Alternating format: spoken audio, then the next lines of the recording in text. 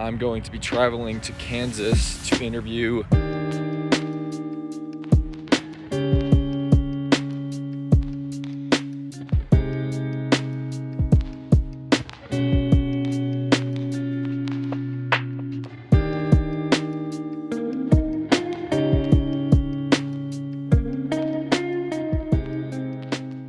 I'm headed to the McNeese home game right now. I'm really excited about this one. McNeese is a really tough opponent. I'm very excited to watch their quarterback and see what Weber State ends up doing in order to slow him down. But I think this is the best Weber State team. I think they're getting better every single week. I'm just really excited to watch this game. It's going to be a really tough game, but I think Weber State gets it done. And I'm gonna show you guys the journey throughout for me behind the scenes as a sports announcer. So let's go.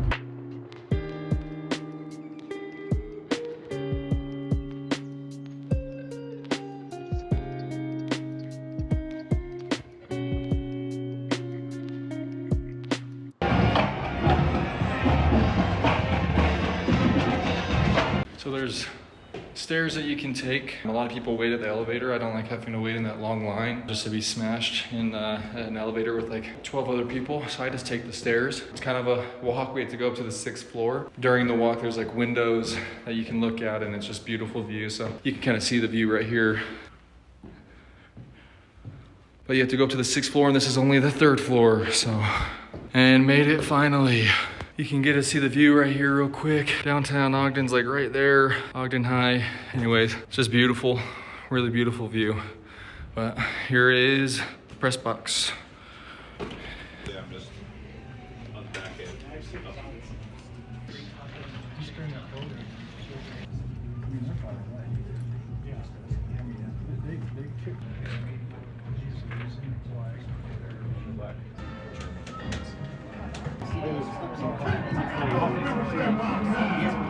I don't remember what I was asking him, but he's just answering. I don't like to touch the There's a kid in high school who said, put the ball in my hands and good things will happen. Pass, right, rush, middle, quarterback, 2. End of the first half.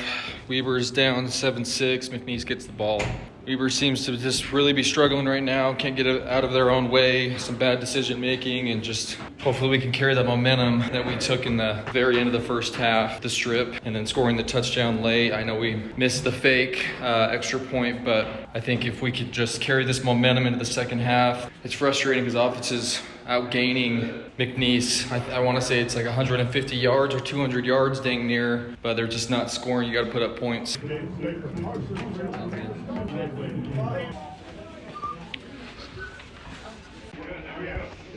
in the middle of everything here.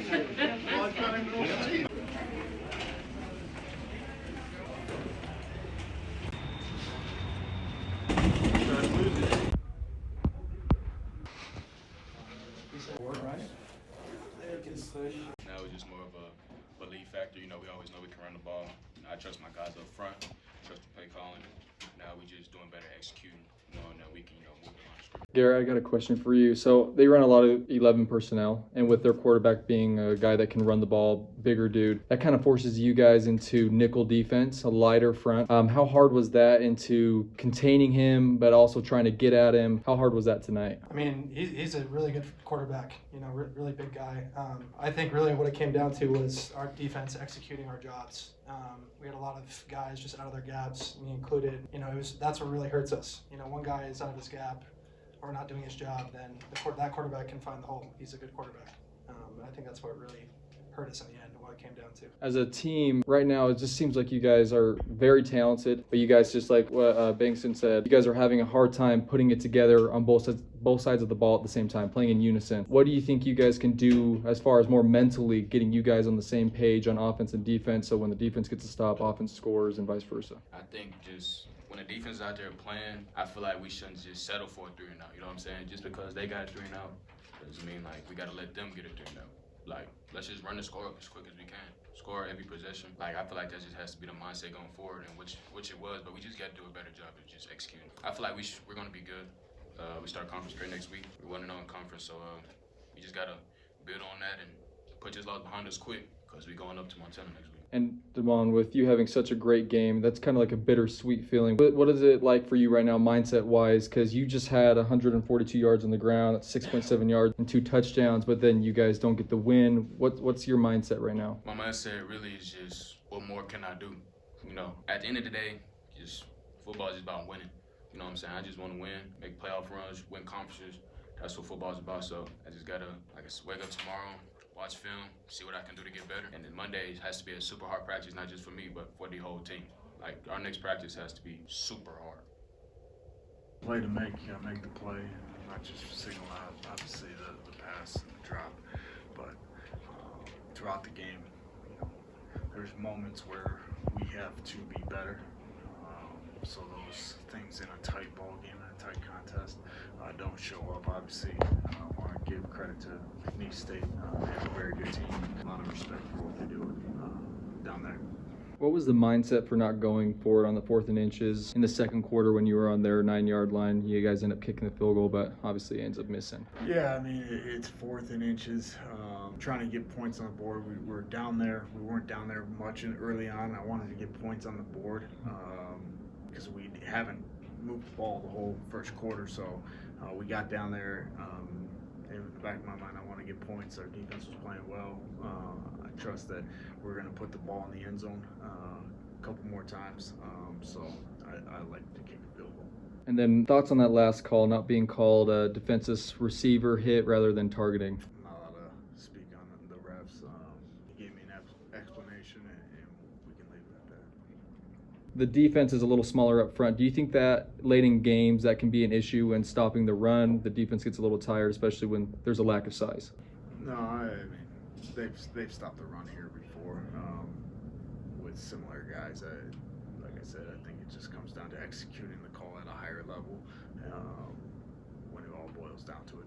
And then to kind of piggyback off of that, they were in a lot of 11 personnel, and with Clifton being a big guy, he's essentially a running back as well. How hard is that, putting you guys in a situation where you had to play nickel defense, where that's a lighter box? How hard was that tonight in containing Clifton, especially in the third? Probably is, because you're not having a third linebacker against a bigger type quarterback. But like I said, they just got to swarm better and tackle the ball carrier and not let them fall forward. And then in the second half, you guys open up in a lot of like heavy fronts on offense, 12 personnel, 13 personnel. What were they showing in the first half that really made you kind of go heavier with your formation and personnel?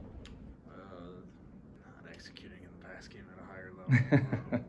When you have those drops, you hang your head on something, right? And you make the adjustment as a coach. You just don't beat your head against the wall and put your guys in bad situations. So made that decision, worked out for us. Not as good as it needed to be because we lost the game at the end of the day. Well, Weber State ended up losing in a really, really tough fashion. Both their losses this year have been really tough. Their first one against Lamar in Texas, they missed the field goal for the game-winning field goal, actually. They missed that. And then tonight, Jaylene Record has a ball go right through his hands. Could have been a walk-in touchdown to put them up late, like a minute 20, minute 16 left. But he drops it. And then the controversial call right after, where I thought it should have been a hit against a defenseless receiver, not targeting, but they called it for targeting, and then it ended up getting reversed, and that was ball game. I think there was a lot of things that kind of factored in tonight's loss. 7 drops, you can't have that, but I think there's a lot of good things to look at. I think this team's really young. They run the ball like crazy, 287 yards on the ground. This offensive line's legit. Their running backs are legit. They have good players. They just can't execute all in unison right now on offense and defense, and that's just a killer. But these guys are super young. They're 1-0 in conference play. That's what matters, and I think they will bounce back next week against a tough opponent, Montana. I still believe in these guys. I think they're going to be really good, and I think they're going to be in it for the long run this year. But ultimately, tough loss. I think they'll bounce back next week. So I just got some pretty big news this past weekend to kind of catch you guys up. I'm going to be traveling to Kansas to interview somebody that I know and is doing things that are just crazy, him and his wife. So I'll be taking you guys on that travel to Kansas, and then behind the scenes of filming those interviews, and then on the way back home. It's just a great opportunity for me and Weber State in a whole. I'm very happy that Weber State's backing me. Great opportunity that I get this upcoming weekend in Kansas.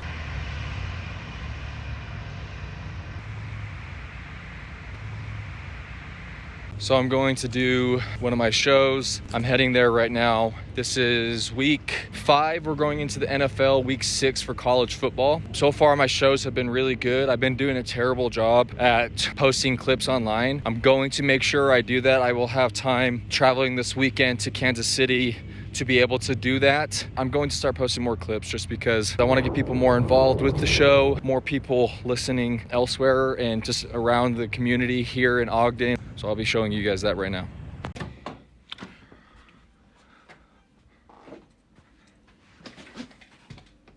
You are listening to KWCR Wildcat Radio. It is currently 11:30 on Wednesday, September 25th. This is your host, DJ Philly.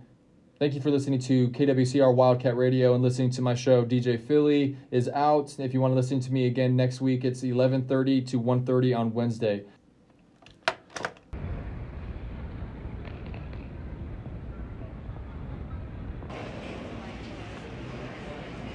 So just getting to the airport, traveling out to Kansas City today to do the interview. Very excited about this interview. Pretty big opportunity, I think, for me and Weber State in a whole. Flight's on time, gate's really close, which is always clutch. So I'll keep you guys updated. Let's go.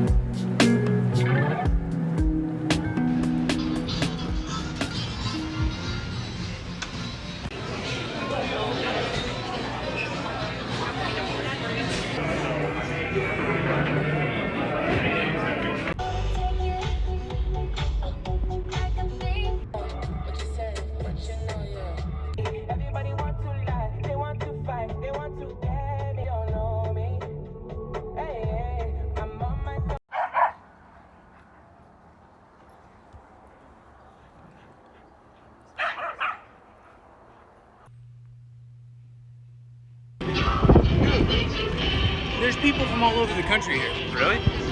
Yes. What? It's crazy. I know.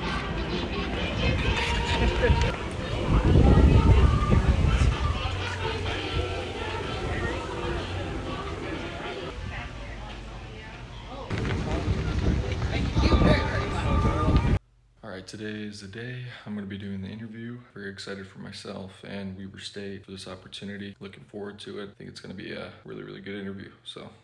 Hey, you set up just for that. Yeah, Take the is. leg off, dude, and you're good. I know. Perfect fit. Well, Travis, I'll just have you send them to me. You just send them to me, bud. All right.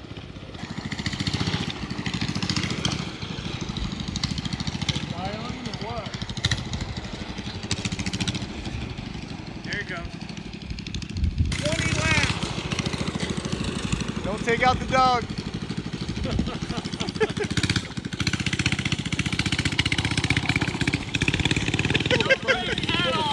There's no brakes, dude. There's none.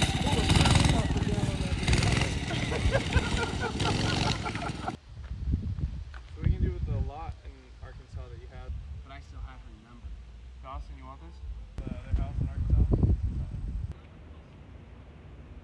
So I'm here at Kansas State right now. Just got done interviewing with Hunter. I think the interview was a success. Just super appreciative of the opportunity to come out and do this. I think it's going to be a great video. I'm very excited for it, excited to get working on it. But I'm also just very proud of my friend. He's accomplished a lot. He's had to endure a lot in his life that a lot of people don't, get to see. But he's a tough dude. It just shows after a heartbreaking loss last year and come back to win gold. The dude's a stud. Very, very happy to be able to call him a friend. I think the video is going to be really good. I'm very excited about it. That's it.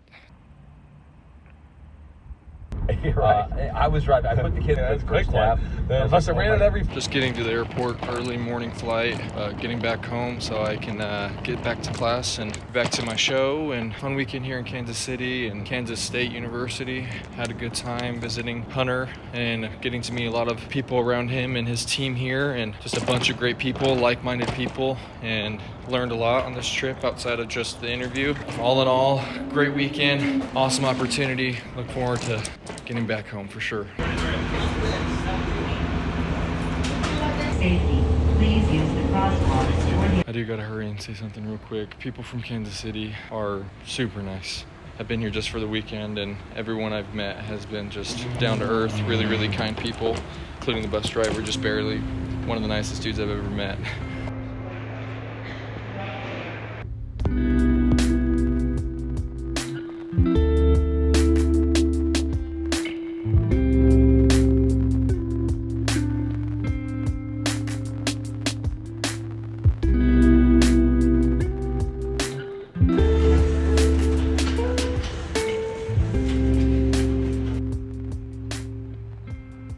So it's homecoming week. I'll be up in the press box again for this game. Super excited. Pretty big game for Weber State, just because it was an emotional win last week over a big time opponent. This is usually when some teams can have a letdown, but I don't think they will. I think they're gonna get on the right track. They're 2-0 in Big Sky Conference. I don't think it's gonna end. I think this week they're going to pull out another win, but I'm very excited. This will be my first time doing homecoming week at Weber State, so looking forward to it. And again, I'm excited to watch these guys right now on offense. They're clicking, and really anything's working through the air and definitely through the run. So going to be an exciting game. So I just realized I haven't shown this room yet. So this is the podcast room. As you can kind of see, have mics set up right here. And then right now I'm using it to edit things right now from the time that I just spent in Kansas. But I use this area to edit a lot of things on Adobe Audition. That's just kind of what the school has us doing and using is Adobe stuff. I use other things, like I've used DaVinci and Final Cut, and I don't mind using Adobe. There's some pretty useful things on there. But yeah, so this is the podcast room. This is a room that I'm in quite a bit now. I really like it. It's a room where I can kind of come in and be by myself a little bit and get a lot of work done doing it. And not a lot of people for some reason use it, and I love to use it constantly. So I'm constantly here. But this is the room. It's like right next door to where we do the radio station, the Fishbowl. But this is the podcast room.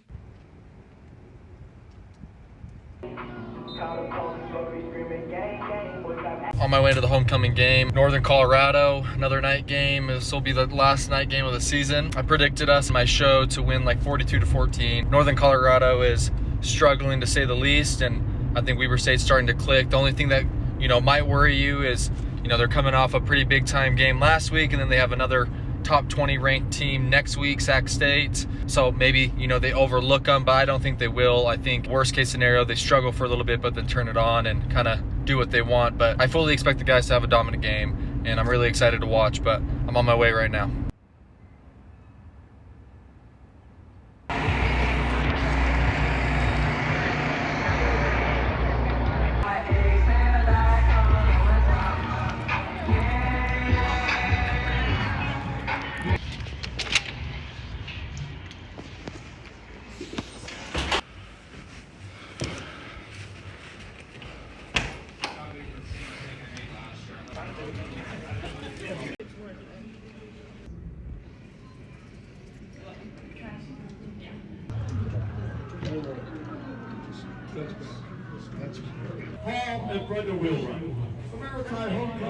So Richie in the past game felt like they really never got into a rhythm tonight. Was that just a lack of execution, or was that something that Northern Colorado was doing that was kind of stifling your guys' pass game?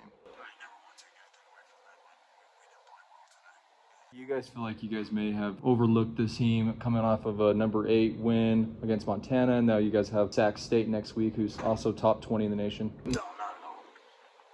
Fumbles, 4 loss, 2 in the red zone, 5 total turnovers in total with that last pick. What are you guys going to do this week in practice to make sure that that's cleaned up going into next week? Better attention to detail, better focus. On a positive note, you guys have consistently ran the ball well, over 200 yards again tonight. But again, like I spoke on, the passing game wasn't executing. How do you go into next week, make sure that you guys are still running the ball with success, but also trying to get the passing game going early? Guys making plays. We put guys in better positions to make plays.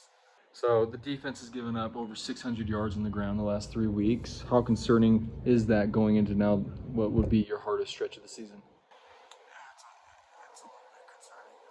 Big time loss tonight after a big time win. I had a feeling, and I was kind of talking to some people, some reporters, players, family about it. Like, as a athlete, you're on a high last week going into the number 8th ranked team, upsetting them in their house. You have the number 18th ranked team next week, and there's just a little bit of overlook when you're playing a team that's 0-6 and struggling as an overall team. And that was a little bit of a concern tonight going into it, and it kind of came into fruition. They ran for over 200 yards again, but it never really felt like they were clicking on offense at any really given point. But yeah, I mean, that's tough. It's a tough loss. I don't really know what to say other than you got to get bounced back next week. This is still a really young, talented team. They're not executing on all cylinders consistently. I think they still have a great chance to make it to the conference championship. They just got to win out now. But yeah, tough loss.